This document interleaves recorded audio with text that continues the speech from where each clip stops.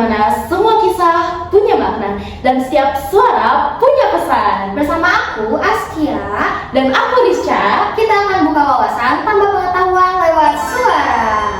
Kalian apa kabar nih? Semoga yang nonton gak dikejar deadline tugas sekolah yang numpuk ya. Iya nih ya, ngomong-ngomongin tentang tugas dan sekolah, hari ini kita bakal ngebahas topik yang relate banget sama kehidupan sehari-hari nih.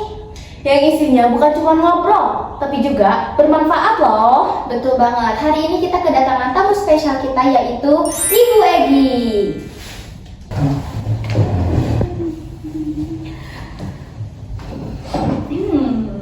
Halo Ibu, selamat pagi. Halo, selamat pagi.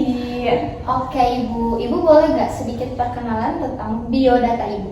Boleh. Manggilnya apa nih? Teman-teman aja gak sih? Teman-teman aja. Oke, boleh. Halo teman-teman semuanya, perkenalkan, Ibu namanya Ibu Egi Iriani Krisdayanti Ningrum. Biasanya anak-anak manggilnya si Ibu Egi, gitu. Ibu ngajar guru produktif di jurusan manajemen perkantoran SMK Angkasa 2 Margahayu. Gitu, paling ya teh. Oke, baik Ibu. Oke Ibu, di sini kan kita temanya itu tentang pendidikan. Ibu aku mau nanya nih, ngobrol santai aja ya Bu, tapi bermanfaat gitu. Wow. Menurut Ibu, kenapa sih pendidikan itu pada zaman sekarang itu penting? Apalagi buat kita yang remaja yang mau ke dewasa gitu.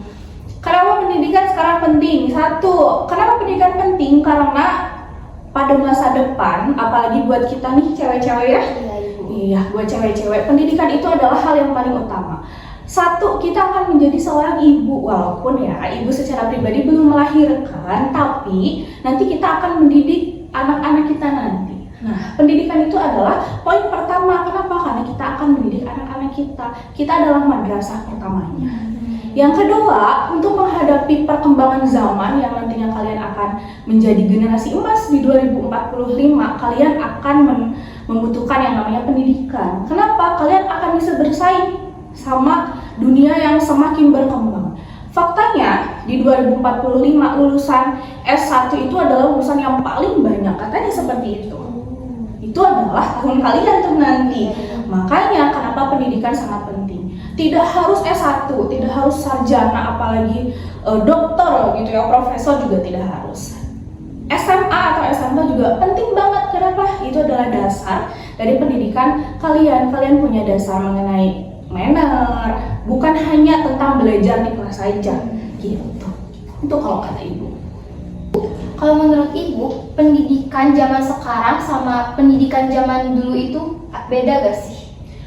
Beda sih ya, kalau misalnya yang Ibu rasain, Ibu merasakan kurikulum 2006, kurikulum 2013 waktu SMA. Kebetulan Ibu dari SMA ya, bukan dari SMK. Sekarang Ibu merasakan beberapa kurikulum nasional, terus kalian juga perpindahan kurikulum dan lain sebagainya. Cara belajarnya beda. Cara penangkapan anak juga beda juga. Kalian juga merasakan kan? Iya. Kalau misalnya Ibu tanya, lebih senang guru ngajar atau kalian disuruh mengeksplor sendiri?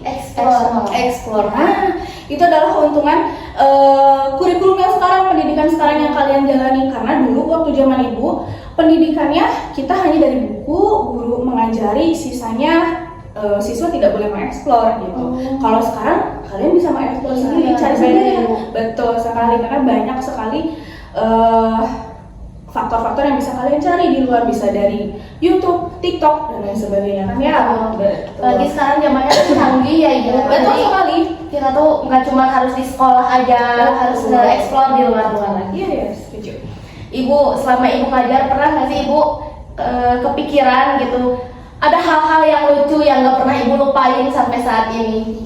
Hal-hal yang lucu banyak sih ya, karena ketemu banyak kepala anak ya, dengan banyak pemikiran, dengan banyak kepribadian, itu salah satu. Iya betul, beda-beda kayak gitu tuh jadi salah satu faktor yang menarik dan unik kalau misalnya ngajar di kelas, terutama kalau ketemu anak yang sedikit-sedikit ngantuk. Iya, susah tuh, sedikit-sedikit ngantuk. Kalau nggak harus dipicu terlebih dahulu dengan hal-hal yang lain gitu ya, yang kayak gitu-gitu sih, itu yang membekas malah. Jadi ada dua yang membekas kalau di kelas tuh, anak yang pintar Dan anak yang anak yang unik ya. Unik ya. Betul ya, Bu. Biasanya seperti itu ya, Bu. Ya, betul sekali. Kayak gitu sih paling yang hal-hal yang sangat membekas kalau misalnya di kelas. Apalagi kurang lebih 4 tahun, jadi udah terbiasa, insya Allah terbiasa ya, seperti itu. Oke Ibu, kalau misalnya nih ada murid yang susah banget diatur atau kayak malas gitu, tanggapan Ibu atau biasanya Ibu tuh ngelakuin apa sih gitu?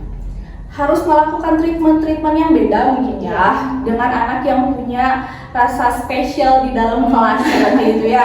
Spesial. Betul, karena spesial anak-anak seperti itu harus ada treatment tersendiri. Mungkin didekati dengan cara sering ditanya. Mungkin kalau anaknya sering ngantuk harus sering ditanya. Kalau anaknya hilang fokus harus sering disebut namanya. Makanya mungkin ada beberapa guru yang sering nyebut nama anak itu terus. Nah, itu berarti ada treatment tersendiri untuk menghadapinya seperti itu. Agar tujuan dengan satu kelas yang lain, siswa-siswa yang lain itu sama hasilnya seperti itu. Berarti beda-beda ya, Ibu? Iya, betul. Beda-beda tidak bisa disamakan. Ibu jujur nih ya, kita sebagai Gen Z, kita tuh kadang menghadapi pendidikan tuh kayak takut ke depannya tuh kayak mau jadi apa ya. Kayak kita tuh takut dan gak pede juga kan Ibu. Nah, Ibu suka ngasih saran atau motivasi nggak ke murid-muridnya biar murid-muridnya tuh ngerasa kayak wah aku bisa nih gitu.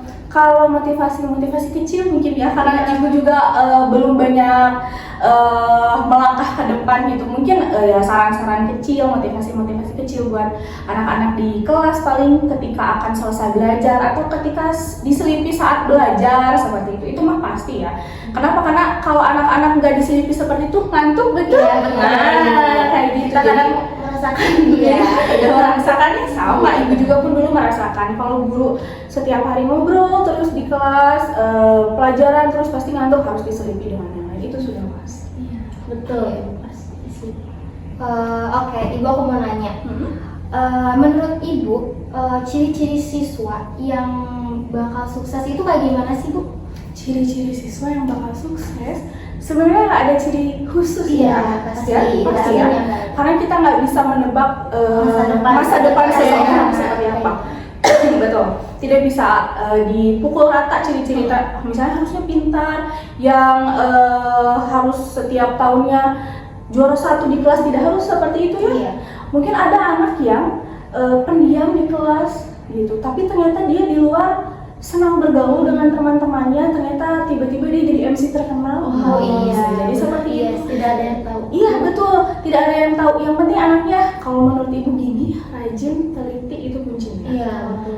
Mau terus belajar dengan orang sekitar, dengan teman-teman yang lain. Tidak harus terpukul belajar dengan gurunya saja, tidak. Belajar dengan teman, belajar dengan kakak dan adiknya pun itu pun bisa. Gitu ya, apalagi dunia luar sangat luas. Iya, ya, jadi tidak ada ciri-ciri secara Mengeksplor sendiri juga. Betul, ya, harus bisa sendiri. mengeksplor secara sendiri. Jadi setiap orang, setiap anak pasti punya masa depan yang cerah asal bisa, asal sanggup, asal mau gitu ya.